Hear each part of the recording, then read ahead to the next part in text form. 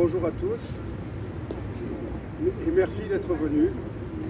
Alors le texte que je vais lire est celui du discours qui avait été préparé pour la cérémonie officielle.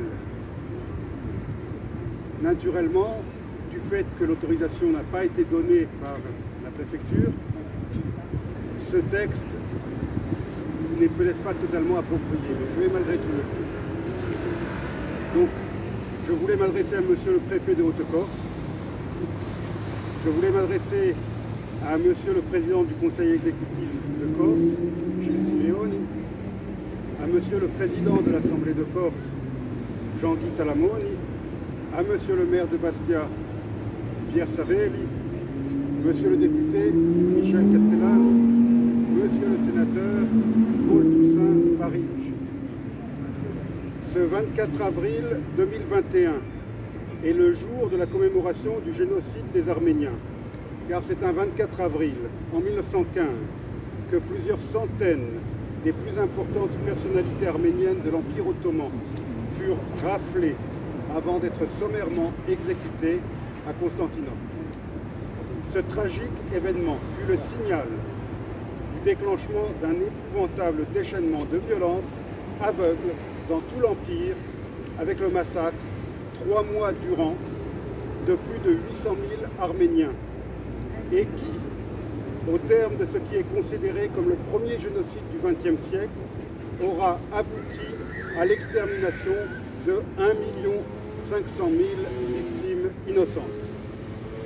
Depuis 2019, cette journée du 24 avril est devenue une journée nationale de commémoration en France. En ce jour historique, 24 avril 2021, c'est la toute première fois que cette célébration a lieu en Corse, dans la ville de Bastia. Aujourd'hui, c'est un grand honneur que la Corse fait à la cause arménienne.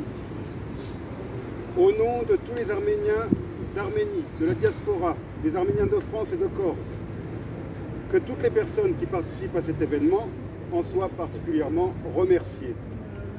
L'histoire de la Corse et de l'Arménie se mêlèrent à de nombreuses reprises, au-delà du cas de Roustam Braza, le mamelouk de Napoléon. Au lendemain du génocide, la Corse devint une terre d'asile pour de nombreux survivants. À Marseille se croisèrent bien des destins corses et arméniens de l'entre-deux-guerres. Les plaies des deux peuples devinrent des traits d'union, tant les souffrances se partagent comme un langage. La migration des Corses vers le continent, comme la fuite des Arméniens après le génocide, a commencé dans le port de Marseille. L'eau charrie des radeaux de vie, hier comme aujourd'hui, en Méditerranée. Les peuples corses et arméniens sont des peuples frères, des peuples de montagnards. La Corse est une montagne au milieu de la mer. L'Arménie est une montagne coincée au milieu d'autres montagnes. La Corse comme l'Arménie ont longtemps eu à subir les puissants qui s'invitaient à leur table. En ces lieux si reculés, ces cimes inaccessibles, comment peut-on douter de l'hospitalité naturelle qui s'est forgée depuis des dizaines de siècles et qui anime encore ces peuples jusqu'à nos jours? Corses et Arméniens ont été dominés, certes, mais aussi fortes qu'aient été ces dominations, aussi puissants qu'aient été ces empires, ni les Corses ni les Arméniens n'ont jamais perdu leur identité. Ils restent Corses, ils demeurent Arméniens, ils ne craignent pas l'autre. Aujourd'hui, il y a davantage de Corses hors de Corse, davantage d'Arméniens hors d'Arménie. C'est cette ouverture, c'est cette culture de l'altérité qui dépasse la notion de frontière, qui font de la Corse et de l'Arménie des terres d'avenir, des promesses de futur. L'AMIG, Association d'amitié Corse-Arménie, s'est créée à la faveur de l'élan de solidarité qui s'est manifesté en Corse pour les plus de 5000 victimes arméniennes du dernier conflit armé tombées en Artsakh, non arménien, du Haut-Karabakh. Cette guerre violente déclenché le 27 septembre 2020 et qui dura 44 jours, n'est toujours pas achevé. Le fragile accord de cessez-le-feu ne règle pas la question du statut de ce territoire. Ces jeunes hommes, soldats d'à peine 20 ans, parfois moins, ont été de simples vies volées par des drones tueurs, des pluies de phosphore blanc, des mercenaires djihadistes drogués et enragés. Cette guerre, ils ne l'avaient pas voulu. Ils l'ont subie, faisant face avec un grand courage à la supériorité technologique déployée par l'Azerbaïdjan et son puissant allié turc.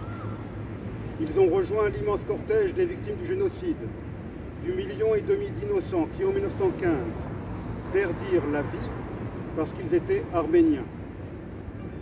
À ce jour, des centaines de ces jeunes soldats sont toujours détenus dans des conditions dégradantes au mépris des conventions internationales. L'AMIG entend encourager le rapprochement entre les peuples et défendre ardemment le dialogue et la paix pour résoudre les manquements que l'histoire produit, pour ne pas demeurer les oubliés de notre propre histoire. Devant ce monument aux morts de la ville de Bastia, nous avons une pensée émue pour tous les fils de cette cité et de cette île qui donnèrent leur vie aux Dardanelles en cette funeste année 1915. Sur cette même terre où l'on tentait d'exterminer le peuple arménien.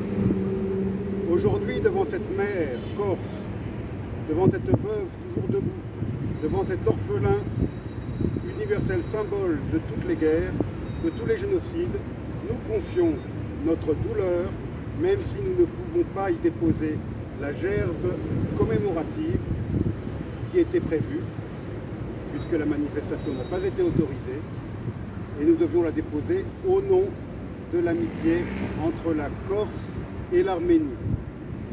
Nous vous remercions. Et je vais maintenant inviter le président de l'association à dire quelques mots en arménien et en français. Monsieur Norayan.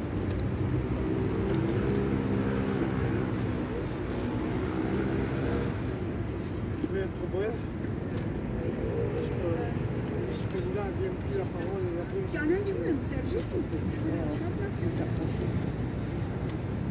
Եգոզակ թվականի այս Ցեղասպանության շիշադակ ապրիլ 24-ին Բասիայում մեծ բադիվ է, որ Կորսիկը այսօր վերաբերվում է հայտարարի ամենաշներով։ Արտանքի դուրք մագնուզելով 20-րդ դարվա առաջին Ցեղասպանությունը 1 միլիոն 500,000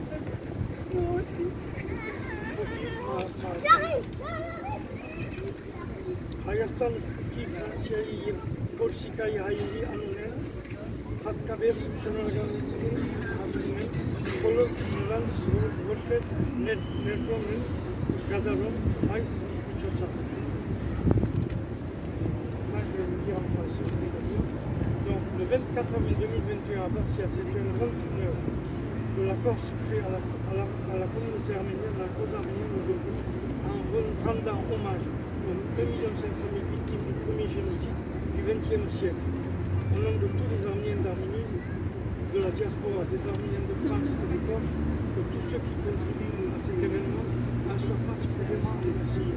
Et je voudrais terminer par une phrase de notre catholique, qui est le chef suprême de l'Église arménienne apostolique. Il a dit: d'être arménien est un honneur, vivre une bataille, mourir victoire. Voilà, merci. Et maintenant, pour clore cette cérémonie, nous allons respecter 1 minute de silence. Ensuite, avant de nous disperser, si les uns ou les autres souhaitent prendre la parole, vous êtes tous les bienvenus.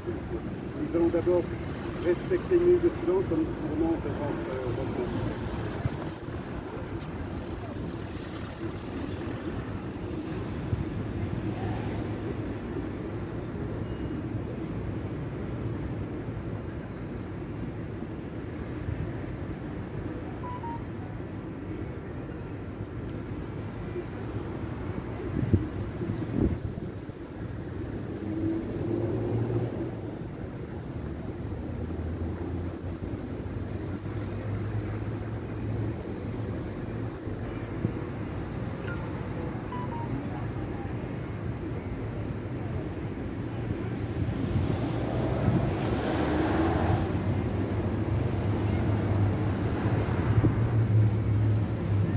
remercie. Y a-t-il des personnes qui voudraient prendre la parole? Je voudrais parler. Je monte sur le... En deux mots, je suis petit-fils d'un des déportés du génocide. On est en 2021 et la Turquie continue de nier un massacre qu'il a commis en 1915. À l'époque, mon grand-père avait 7 ans. Il s'est retrouvé seul, orphelin, d'une famille de 14 personnes. Ils ont tous été massacrés.